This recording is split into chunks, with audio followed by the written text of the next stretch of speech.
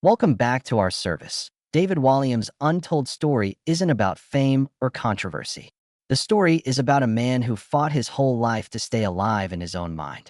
The author David Walliams was born in Merton, London, on August 20th, 1971. His dad, Peter, made about $8,000 a year working for London Transport. For 5 years, his mom Kathleen made $5,200 a year working in a hospital lab. They had a small house with 2 bedrooms in Banstead, Surrey. It was only worth about $18,000 back then. It looked like their life was fine from the outside. In that house, though, David, who was 4 years old, would lock himself in the bathroom for hours at a time, heard on TV, and started talking in funny ways. His mom once said that she heard him talking to different voices of imagined people. When that happened, no one knew that he was already sad and anxious as a child. He became a Sea Scout when he was 7 years old. He wanted to be like the boys, but things went badly after 3 weeks. Older boys picked on him because he sounded too fancy and acted too dramatic. Things became really scary at a scout camp on Brown Sea Island that summer. At night, David was found hanging from a tree by his tie. Even though the scout leaders said it was an accident, David afterwards said he had meant to kill himself. He lost the will to live. What the adults said was not true. It was said to his parents. He had tripped. At that moment, the fight in his mind began and would last his whole life. He tried to kill himself while in the Scouts, making him one of the youngest kids in the UK known to have done so.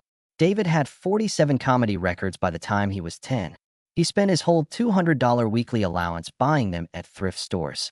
He knew all the lines to Monty Python and Rowan Atkinson skits by heart. His mother once found him putting on a show for his mirror while dressed as her at 2 a.m.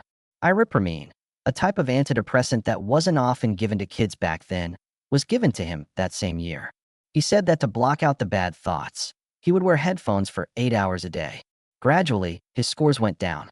He went from getting S to DS in just 6 months. He decided to laugh over every other thing. David started going to Reigate Grammar School in 1982, but instead of feeling welcome, he was attacked almost right away. He went to the hospital twice in the first term.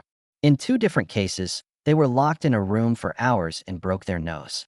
They made fun of the way he moved and talked by calling him Coco. 1 year later, he went from 6 stone to 4 stone 8 pounds. His English teacher kept track of the times he would come and hurt and say he had fallen down the stairs. In 1984, the worst thing that happened was that bullies made him do funny things in the school bathroom while they threw wet toilet paper at him. However, he did very well in theater class and got honors. He got a perfect score of 98% for a one-man show he did about being alone. That same year, David tried to kill himself again when he was 12 years old. He went home and tried to hang himself with his school tie after another bad experience with the Sea Scouts, where he was stripped and made fun of during a fake swimming test. His mom found him out of it. It was 7:43 the night before. As the ambulance pulled up, he hadn't worked in 3 minutes. His mental health was closely watched by doctors at the hospital for 72 hours. His psychiatrist said that he was thinking about very important things for a kid his age. David's folks finally dropped him from the Scouts for good. He didn't talk about this attempt on his life in public until 2008. Dave joined the National Youth Theater when he was 13 years old. Although it should have been a big step forward, he felt even more alone. He was with other kids who loved acting, but he didn't feel like he fit in at all. There, he met Matt Lucas, who would become his partner in art. Feeling sad didn't go away, not even with that old friend. David later said it seemed like everyone else had friends but him. It seemed like he was happy all the time, but he was really coming apart. After turning 16, David had to join the Actors' Equity Union. But there was already a David Walliams. He picked out Walliams by pointing at a name in the phone book. Somewhat ordinary event would turn his life around. He was mad at his dad. Putting their family name at risk made him feel bad, David. Although for David it was a way out. Feeling like a new person. Additionally, nobody at school got it. It wasn't normal. Swiftly, after the fact, David said it wasn't about fame. It was because he didn't want to be himself anymore. David began studying theater at the University of Bristol in 1989. He had an episode that winter. When he went back home for Christmas, he took too many pills in his old bedroom. His mom found him resting. She took him to the hospital quickly and cried the whole way. He got through, but not quite. Afterward, he said that his mom's love kept him alive. The overdose made his folks understand what was going on. They finally understood how bad his pain was. David Icke and the Orphans of Jesus was the name of the comedy group he joined while he was at Bristol. Some of the other players were future stars, like Simon Pegg. David made individuals laugh on stage. Off stage, though, he was breaking down. He said that he was the most alone guy in the world. At one point, he had to go back to the hospital. The other kids didn't know how bad things were. By learning to smile, he learned to hide everything. He became closer with Simon Pegg in 1991. Pegg later said David seemed like a people pleaser who was born to make people laugh. David wrote in his own notebook that he wanted to run in front of a train. Thinking about it kept coming back to me. It was more than just a thought. In his mind, he saw it clearly. He looked into it. Although he had people with him, the pain wouldn't go away. David's first solo comedy show was called Games Night, and it took place at the Edinburgh Fringe Festival in 1992. He had 21 years. People liked the show, but he was barely able to keep it together behind the scenes. Suffered panic attacks every morning and lost 14 pounds because of the stress. He almost missed finishing all 18 shows. The crowds didn't know what he was going through. It helped him get an agency, but he was still hurting in silence. David and Matt Lucas worked together again in 1995 on a comedy show called Mash and Peas. Filming took place in a small building for only $8,000. There were 9 episodes, and each one made fun of old kids' shows. Because of how controversial one of their sketches was, it was taken down. It was thought that their parody, "I'm Black and Dad's in the Klan," was too insulting. Whatever, the show became a cult classic and helped them get famous. They made a new show called Rock Profiles in 1999. They changed into big stars and pretended to be interviewed. Somewhat tense things were happening behind the scenes, though. David would suddenly leave while they were filming. Without him, Lucas had to make do without him. Some famous people, like Gary Barlow, were made fun of. Some stars were unhappy, though. Barlow's group even said they would sue. Even so, the show was their biggest hit yet. A special in 2001 drew over 2 million people. David played the crazy character Vulva on the cult show Spaced in 2001. He played a strange artist who could be either a guy or a woman. He did his makeup for hours for a part that was only 8 minutes long. He got punched in the face at the end of one scene that took place at an art show. The role was strange, but David gave it a lot of heart. It was a very personal event for him. His acting career began in 2002 with the BBC movie Cruise of the Gods. His character was a huge fan of a fake sci-fi show. His preparation for the part included going to real meetings. He has a complete breakdown in one scene. People who saw him act said it was both funny and sad. His 2-minute speech about how childhood heroes let him down was the most moving part of the movie. David Walliams didn't become popular all of a sudden. The first quiet step in his journey was when he and his friend Matt Lucas started Little Britain on BBC Radio 4. People who heard it couldn't stop talking about it, even though it occurred late at night, at 11 p.m. They met years ago when they were both doing comedy at Bristol University. Now they were making up crazy, strange people like Marjorie Dawes, Emily Howard, and Vicky Pollard. Even though it only had 9 episodes, the radio show made a lot of noise. In addition to being funny, it was shocking. People gasped and laughed because it talked about things that most shows don't. What started as a small radio show turned into a $25 million comedy business. In 2003, 3 years after that, Little Britain moved to BBC 3. When that happened, everything went off. 1.8 million people watched the first show, which was a record for the channel. It wasn't shy from Walliams. Putting on wigs, makeup, and full outfits, he became crazy, exaggerated characters that made some people laugh and others feel very uncomfortable. Emily Howard was one of his most memorable characters. She was a guy dressed as a woman in Victorian clothes and saying, "I'm a lady," in a high voice. By 2005, 9.5 million people watched each episode of the show on BBC One. 4 out of 10 people who were watching TV at that time were probably watching Little Britain. $3.5 million were made just from selling DVDs. Though Walliams was famous for his comedy, not all the attention was good. He created a character named Harvey Pincher in 2004 who would cry "Biddy, Biddy," while trying to be fed by his mother. Walliams put on a baby hat and behaved like a kid. She did this in stores and restaurants. It scared people to death. Religious and parent groups wanted it taken off the air. Some countries outright banned it, but it became so famous that they even sold Biddy stuff. It made more money than expected. After the fact, Walliams said he did it just to shock people. Furthermore, it worked. Wands and Lucas took Little Britain on tour in 2005 and 2006. In the history of UK comic tours, it was the longest one that ever ran. They played 201 shows for over 850,000 people and made more than $25 million. A year early, all the tickets were gone. Walliams made everyone laugh, but he was also coming apart behind closed doors. He attempted suicide on January 1st, 2003, before the trip. An ordinary kitchen knife was used to cut his arms and throat. Later that same year, he tried to kill himself by hanging. According to his journal, he knew he didn't want to die. I needed to die. He still acted every night. She cried for weeks after finding him after he had overdosed. He kept putting on the shows even while he was getting help for his sadness at the Priory Clinic. The little country of Britain crossed the ocean in 2008. Little Britain USA was shown on HBO and was nominated for 2 Emmys and won 1. These figures have more of Walliams' own sadness in them. They were more than funny. They were broken similarly to him.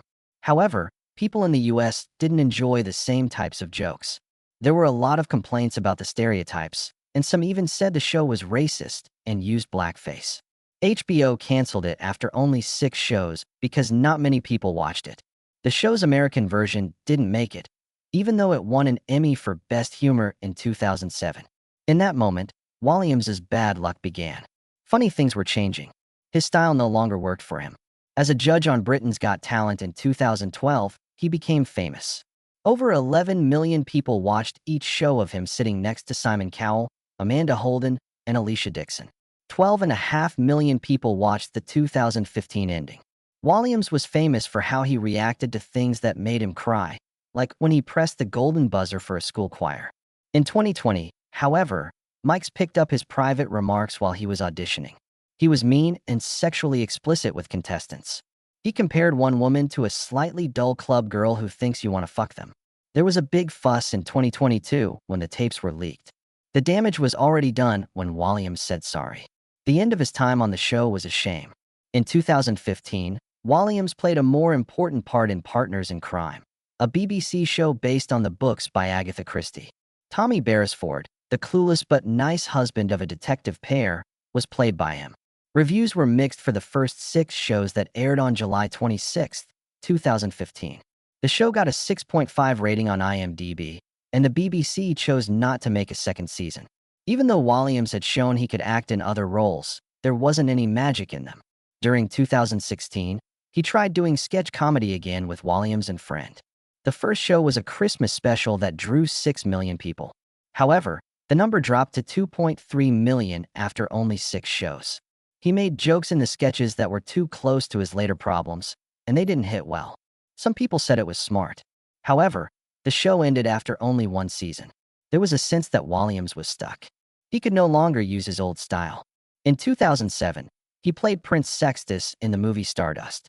It cost between $70 and $88.5 million to make, and Robert De Niro, Michelle Pfeiffer, and Claire Danes were in it. It was a cult hit and made $137 million around the world. Although Walliams' part was small, it showed that he could perform well with big names. ITV gave him his own talk show in 2017 called The Nightly Show. Instead of the 10 p.m., 2.9 million people watched the first episode of the news show. Only 1.2 million people were watching by Friday, though. 5 days later, it dropped 59%. Some people took it apart. Infuriated, the news was changed. Everyone thought the whole thing failed. It was also Walliams' last show by herself. What Walliams was doing, though, was turning into a different kind of star. His first book for kids, The Boy in the Dress, came out in October 2008. One of the characters was a boy named Dennis who dresses like a girl. A lot of people were upset about it. Certain parents believed it encouraged transgenderism and thought it was unsafe. In 2017, the issue got worse when Australian shoppers asked that it be taken off the shelves at LD. The book was still a big hit. Writer Walliams said he made it so people could understand and accept each other. It became a BBC movie in 2014 and a Royal Shakespeare Company show in 2019.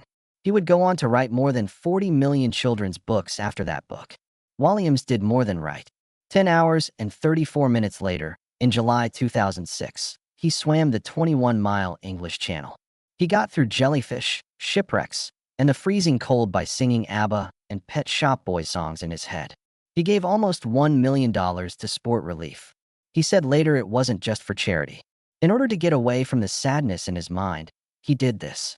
He worked out for 11 months while still doing live shows, and he said the swim was what saved him. Gangsta Granny, which came out in 2011, was based on his feelings after losing his dad, Peter Walliams, to liver cancer in December 2007.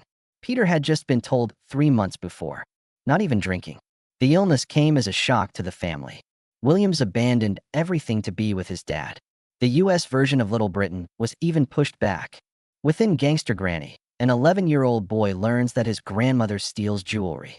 But the story was really about love, loss, and how family is the most important thing in the world.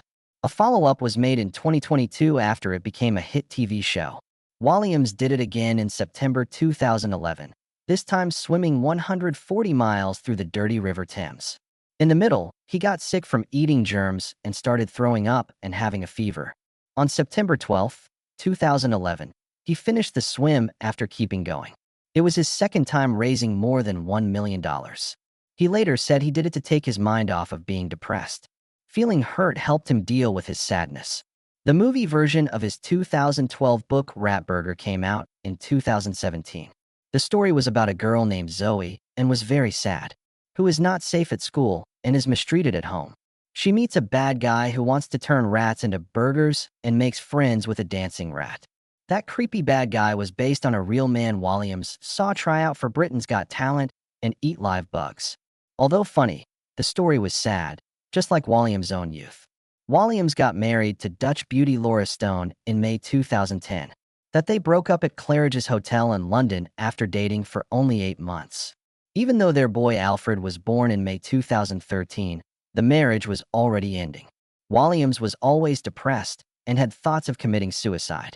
His feelings were so unstable that even a psychiatrist advised him to be careful. They moved out with their son and dog in March 2015. People around Walliams could tell he was in pain, even though he tried to hide it.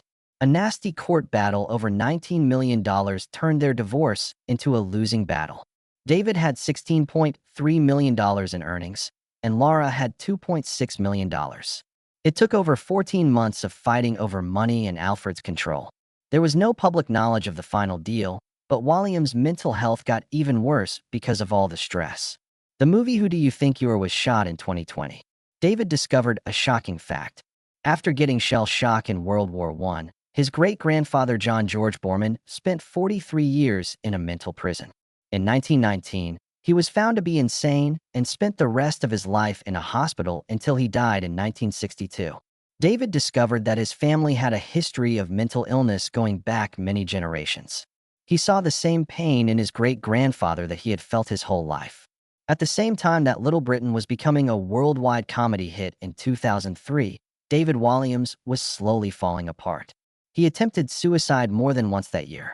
He used a kitchen knife to cut his arms and throw it on New Year's Day, 2019. Later that year, he tried to hang himself after a bad split. "I just tried to hang myself, but I knew I didn't really want to die," he wrote in his book. "I needed to die. I took my weight with my feet and sat down." He also said he nearly stepped in front of a train. While the public saw a funny man on TV, behind the scenes, he was drowning in sadness and desperation. Nobody knew just how serious it was. His pain didn't start in adulthood. Back in 1989, when he was just 18 and home for Christmas during his first break from university, he overdosed on painkillers in his childhood bedroom. His mother, Kathleen, walked in and found him lying lifeless on his bed. She thought he was dead. He later said, "It broke her heart. She cried for weeks. I'm ashamed I was so selfish to put her through this." That overdose was the first sign of something much deeper, something that had been building since he was young. When he was 12 years old, he went to a Sea Scouts camp and was badly bullied. It hurt him so deeply that he tried to hang himself at the camp. He only stopped because he was too tall for it to work. That moment marked the beginning of something dark inside him. From then on, self-destructive thoughts became a regular part of his life. No matter how successful he became, that pain followed him everywhere. In the 1990s, doctors finally gave it a name. He was diagnosed with severe depression and was treated at the Priory, a well-known clinic for people going through mental health crises. His family had a history of mental illness, and that made him even more vulnerable. Studies say bipolar disorder can be passed down through families, and people with close relatives who have it are almost 8 times more likely to develop it too. For Walliams, the sadness wasn't just about bad things happening, it was wired into him. In 2011, he did a 140-mile charity swim in the River Thames. He said he wanted to punish himself, to feel pain, to push his body as hard as his mind had already been pushed. But the river was filthy. He got violently sick. He vomited, had diarrhea, high fevers, and nearly died from an infection known as Temp's tummy. Some swimmers who got the same illness ended up on life support. His body started shutting down. He later needed emergency back surgery in 2013 because of the damage. What started as a good cause ended up being another way he hurt himself. Then, in January 2020, something happened that changed his life again. During filming breaks on Britain's Got Talent, he made private, crude comments about contestants. He didn't know the microphones were still recording. He called an older man a terrible word and made a sexual joke about a female performer. These were supposed to be private jokes, never meant to be heard. But in November 2022, nearly 3 years later, the transcript leaked to the press. It shocked everyone. Walliams was 51 then.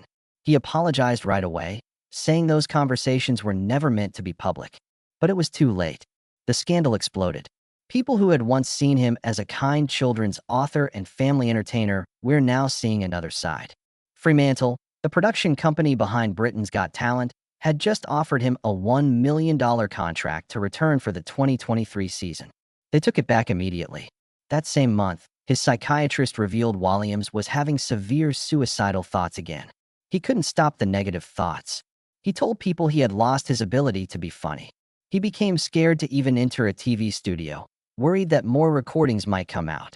His decade-long run as a judge from 2012 to 2022 was over. He was replaced by Bruno Tonioli, who was paid $1.5 million. In September 2023, Walliams sued Fremantle in the High Court. He said they had kept his microphone on all day, even during breaks, and recorded his personal conversations without telling him. The lawsuit revealed they had recordings of him talking about his food addiction, his father's death, and the end of his marriage. Walliams said the leak had caused him serious mental harm and massive financial loss. In November 2023, they reached a private settlement. Fremantle apologized and promised to treat future performers with more respect. The damage to his career was massive. After the story broke in November 2022, he lost around $1.7 million in planned work. A Channel 4 project set in India was cancelled. Stage shows based on his best-selling children's books were dropped. His podcast with Matt Lucas was shelved. Nobody wanted to take the risk of working with him. His reputation as a safe, family-friendly writer was shattered. TV channels stayed away. Book events went quiet. Court documents confirmed that almost all his TV income had vanished. The contrast between the man people thought they knew and the man in those recordings was hard to accept. He had spent over a decade building a career as a children's writer, selling more than 50 million books in over 50 languages. Titles like Gangster Granny and The World's Worst Children made him a household name. His stories were funny and sweet. Parents trusted him. Kids loved him. But now, everything had changed. His private pain had been recorded. His jokes, his sadness, even his darkest thoughts, things no one was ever supposed to hear, had been exposed. What hurt even more was how systematic it was. For 10 straight years, from 2012 to 2022, his microphones had picked up nearly every moment. And when those recordings came out, the image he had spent so long building crumbled overnight. He had originally sued for $10 million, but in the end, the settlement was said to be way under that amount. Still, it gave him a small chance to breathe and start again. In December 2024, he reunited with Matt Lucas. They were working on a new podcast together called Making a Scene, planned for release in January 2025. They also met with Netflix to pitch some new projects, not Little Britain reboots, but fresh ideas. Lucas said they'd be playing themselves and promised their humor would be edgy, but not offensive. They knew times had changed. Despite everything, Walliams' books kept selling. His total sales crossed 50 million in 2022. Gangster Granny alone sold 1.16 million copies. His work had been translated into 53 languages. He kept writing, releasing new books like the David Walliams Annual 2025. In January 2025, he went on tour in India to promote his books, which had already sold 37 million copies globally. Writing had become more than just a job. It became his therapy, his way of surviving. In November 2024, he spoke out again about the moment his mother found him in 1989. He described the scene in heartbreaking detail. She found him unconscious on his bed. He had taken an overdose. He said, "It broke her heart. She cried for weeks. I am ashamed I was so selfish to put her through this." He also talked about the fear he lived with. Fear of life, fear of love, fear of everything. He wanted people to understand that mental illness can hide behind a smile. That family can make the difference between life and death.